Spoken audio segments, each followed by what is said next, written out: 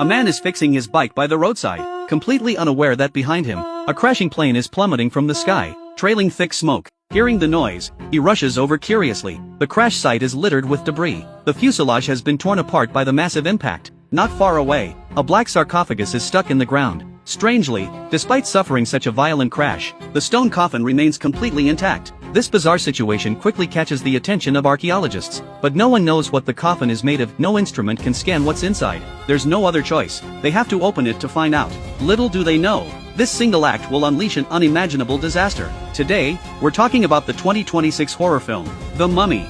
The archaeologists are completely unfazed by the eerie scene before them. They quickly get to work, unwrapping the bandages, assuming it's just like traditional burial cloth simply used to preserve the mummy's integrity. What they fail to notice is that the inside of the bandages is covered in strange scriptures. At this moment, they're all captivated by the corpse gradually being revealed. By all logic, when a person dies, metabolism stops, and the nails shouldn't keep growing. But this corpse defies all reason. Seeing this, the expert quickly removes the final piece of cloth from the body's face. To their shock, the body looks as vivid and lifelike as a living person. The assistant hurriedly films this astonishing scene, but just then it turns out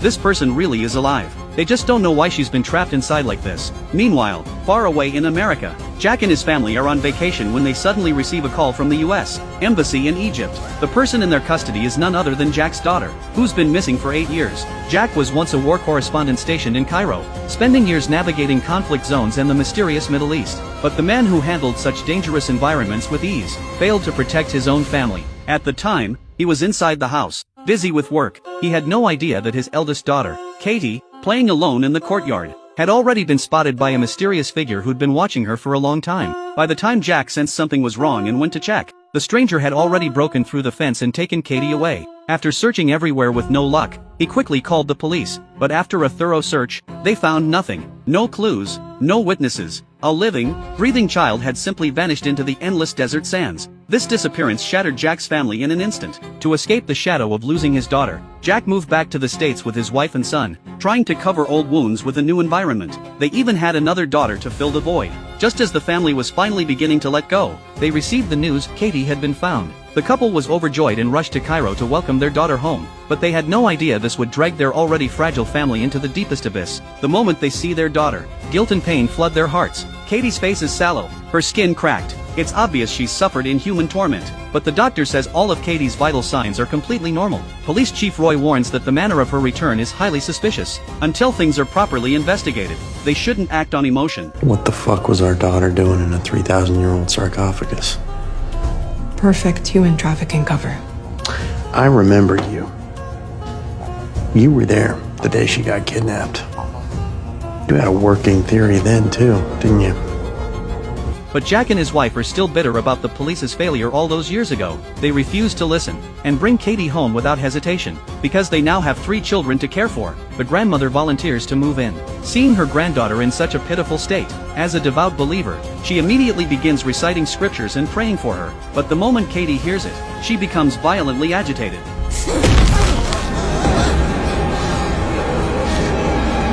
The family assumes it's PTSD, and quickly injects her with sedatives to calm her down. To help Katie recover faster, the mother, Anna, decides to sleep beside her daughter that night. As a journalist who spent years investigating dark truths, Jack has a natural instinct for the abnormal. Looking at the photos of the bandages covered in scripture that the police gave him, combined with Katie's strange behavior, he starts to feel something is very wrong. But what he doesn't know is, the bizarre events are only just beginning. Soon, the youngest daughter is woken up by a tapping sound. She quickly wakes her older brother sleeping below. The two search around with a flashlight and soon realize the sound is coming from the storage room. Meanwhile, Jack goes to check on Katie, only to find she's already gone. And right next to him, Anna hasn't noticed a thing. The two quickly get up and head to the kids' room. There's something in the walls. Hearing the noise, they immediately open the door to investigate. They work up the courage to crawl in and finally find Katie hiding inside. But as they get closer, they realize in horror she's catching scorpions and eating them. The sight of her swallowing scorpions alive is enough to make your skin crawl. The eldest son also witnesses this horrifying scene. The next day at school, he can't hold it in anymore and asks about it. What happened to her dad?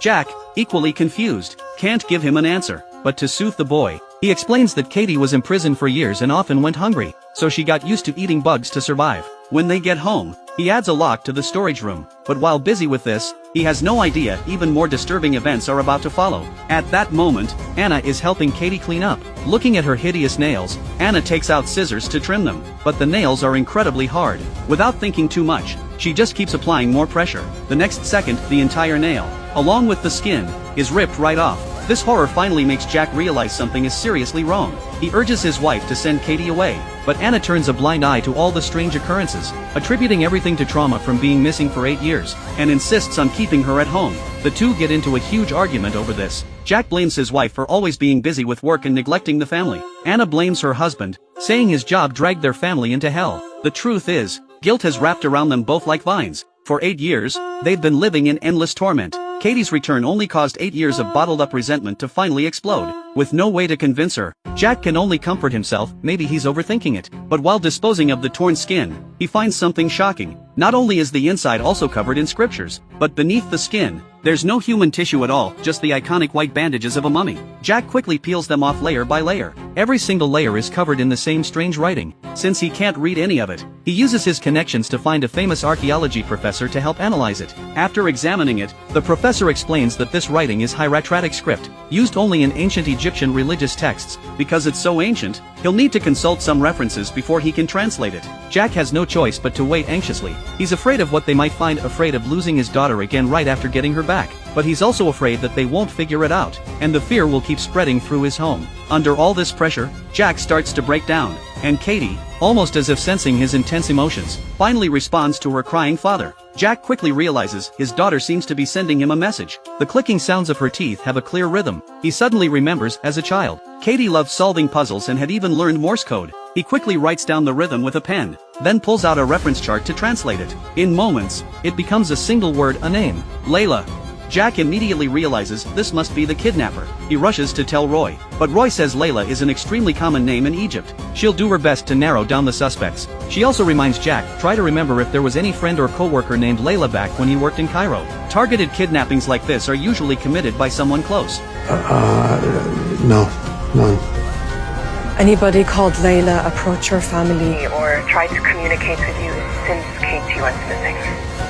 This reminder unlocks Jack's memory. After his daughter disappeared, many people had sent the family condolence letters. To honor her memory, Jack had kept every single one sealed away along with Katie's belongings. He immediately starts opening and checking them one by one. Meanwhile, the youngest daughter, just finishing up in the bathroom late at night, is heading back to her room when she hears singing coming from Katie's bedroom. Curious, she walks closer to listen. Katie? Is that you singing? Yes, I can talk now too. Holy shit, I'll get Mom. The next second, Katie calls out to her, says she wants to practice talking with her, to surprise everyone later, says she wasn't around when she left home, so she really wants to get to know her. Like what? Like how your little piggies taste. That's when the little girl realizes something is wrong, but it's too late to run.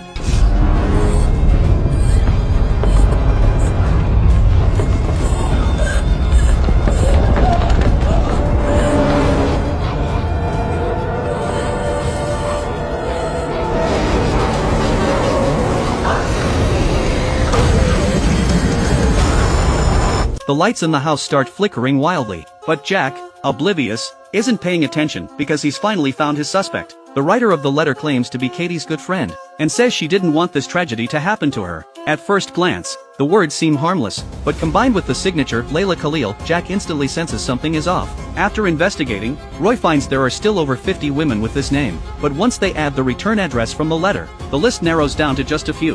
One of them quickly catches Roy's attention, a man who runs a peach orchard. And back at the kidnapping scene, there had been a peach that didn't belong there. All these coincidences make him a prime suspect, but without evidence, Roy can only go investigate alone. Meanwhile, the professor finally makes a breakthrough. The writing appears to be an ancient incantation used to imprison a demon. The bandages are part of the ritual. He theorizes, once unwrapped, the seal could be broken. What Jack doesn't know is, members of his family are already being influenced by the demon. In class, his youngest daughter is fidgeting with scissors. It's not craft time yet.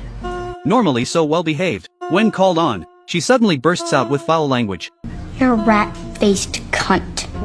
Meanwhile, Roy arrives at the remote farm, but after knocking, There's no answer. She bravely breaks in. In one of the rooms, she finds a small pyramid. Iron chains are arranged on the floor around it. Roy tries pulling one, and quickly discovers a hidden cellar below. Without hesitation, she shines her flashlight and climbs down. Inside, 4 iron hooks hang from the ceiling. The center of the room looks like it's just the right size to lift up a coffin. The pillars are covered in scripture. Everything confirms this man is the kidnapper. But just as she comes back up to call her team, she sees the front door is wide open. Layla has returned home. The two spot each other instantly.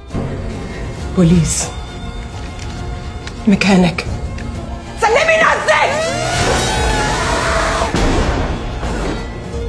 Roy avoided the vital area. She isn't in immediate danger. But just then, a young girl, hearing the commotion, runs over and bolts out of the house without looking back. Roy chases after her immediately, but the girl isn't trying to escape. She runs to a nearby mound of dirt and starts digging frantically. ايدك فوق! قلت لك ايدك فوق!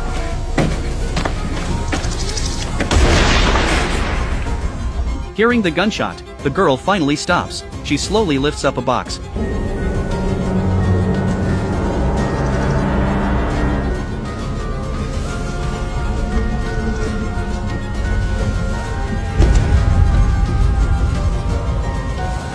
Roy cautiously walks up and opens it. Inside is a videotape labeled Katie.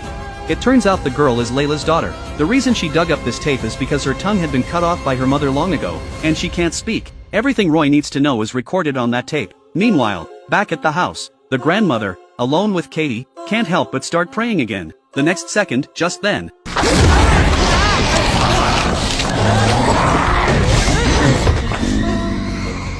Jack is bringing his troubled youngest daughter home. As he pulls up to the house,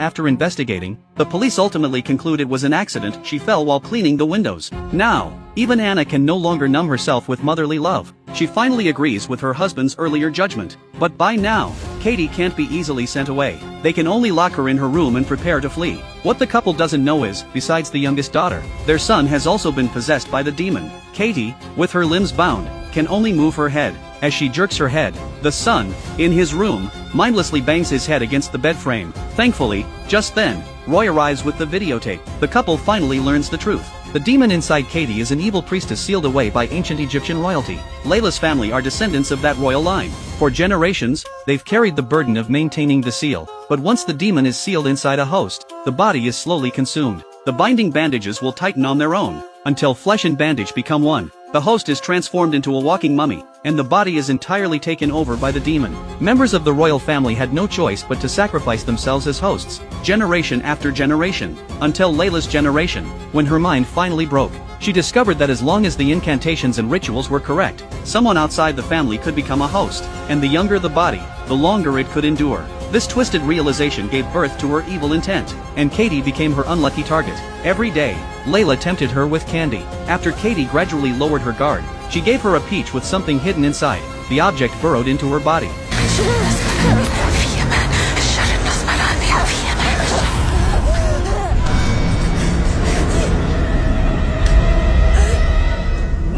After kidnapping her, during the host transfer ritual, the most crucial step, besides the constant chanting, was to position the person directly above the demon. Only then could the host transfer be truly completed. Witnessing this brutal truth with their own eyes, and thinking of the agony their daughter had endured while they had wanted to abandon her again, the couple wishes they could slap themselves. But the family watching the tape downstairs has forgotten one thing: their daughter's body is now completely under the demon's control. Baby brother, Yes?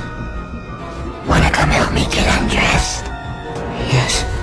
The possessed son grabs an iron pipe and crawls through the broken hole in the storage room. He unties Katie's restraints, then immediately begins tearing at her skin. Katie's skin has gradually fused with the scripture-covered bandages. It was only because Anna accidentally peeled off a corner of the seal that the demon was able to use some of its power. That's the only reason the family hadn't been killed yet. But as the seal weakens, the demon is regaining strength. Eventually, it can even tear off its own flesh to speed up the unbinding. Downstairs, the unsuspecting family finally sees the end of the tape. Layla places the host Katie into a custom sarcophagus. Then, before the demon can fully take over, she plans to ship her off to another country and abandon her to her fate. Perhaps even the heavens couldn't bear such cruelty. The plane crashed shortly after takeoff. At this point, the couple, overwhelmed with emotion, can't hold back any longer. They rush upstairs to unlock the door and free their daughter. What they don't realize is, the seal is now completely broken. The demon bursts out and tackles Jack to the ground. The other two rush in to help, but the power difference is massive. Roy is thrown down the stairs. Anna is knocked flat. Seeing this, she scrambles back into the room to find more sedatives. But when she turns around, her son has been watching her from behind for who knows how long. Defenseless, she panics and dives into the storage room, but her son follows close behind.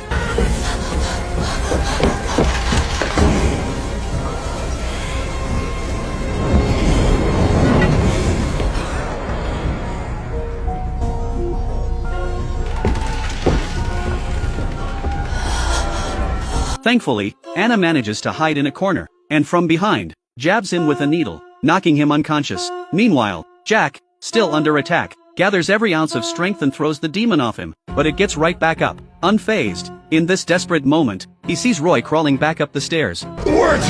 You remember the words? Roy instantly understands what he means. The two support each other and stagger back into the room. As the demon charges in, Jack tackles it and holds on with all his might. No matter how the demon strikes him, he refuses to let go. Roy, following the instructions on the videotape, slowly begins reciting the ancient incantation. Soon, the demon's attacks begin to slow. Jack seizes the moment, pins it to the ground, and positions it exactly as shown on the tape, with himself directly above the demon. Just then, Anna finally arrives. She instantly understands what her husband is about to do, but she's powerless to stop it. I'm sorry.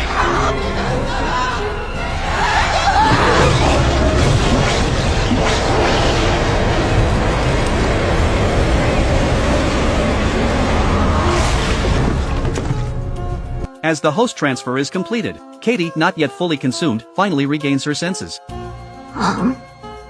And that's essentially where the story ends. This time, Jack didn't abandon his daughter. He took the demon into himself, protecting his family at the cost of his own body. The film abandons the classic adventure formula, but I think that's exactly what the director intended. From the very beginning, he had no intention of making a traditional mummy movie. Treasure hunts, pharaoh battles, those tropes were already tired decades ago. What this director wants is to deconstruct, to subvert, to use a classic IP as a shell, to tell a story that keeps pace with the modern world. The core of horror has never been plot novelty, it's emotional resonance. Traditional mummy bandages were used to wrap corpses, but here, the bandages grow out of living flesh, symbolizing how evil has merged with humanity itself. To drive out evil, you have to destroy the ones you love most. To keep your loved ones, you have to accept evil. It's an unsolvable trap and the cruelest paradox of family love. The director uses the sharpest visuals and language to carry this suffocating despair to the very end. And the chilling final scene reveals the full ambition of this 2026 mummy. Katie has finally returned to her family. But Anna knows deep down this family, now missing yet another piece, is only pretending to return to normal. She has to pull this broken family out of hell, truly, completely, with her own hands. Soon, Layla, locked away in prison, is visited by her daily nurse. She doesn't think anything of it. She even cracks a casual joke. Child trafficking only carries a sentence of 8 or 10 years anyway. As long as she doesn't die, she can endure any cost. But just then, the nurse suddenly injects her with a sedative. It's Anna, in disguise, and then Roy slowly wheels Jack into the room. Realizing what's happening, Layla begins trembling in terror, but the sedative is already kicking in, she can't move. As the door closes, the ancient incantation slowly drifts out from within the room. I'm Jack, see you next time.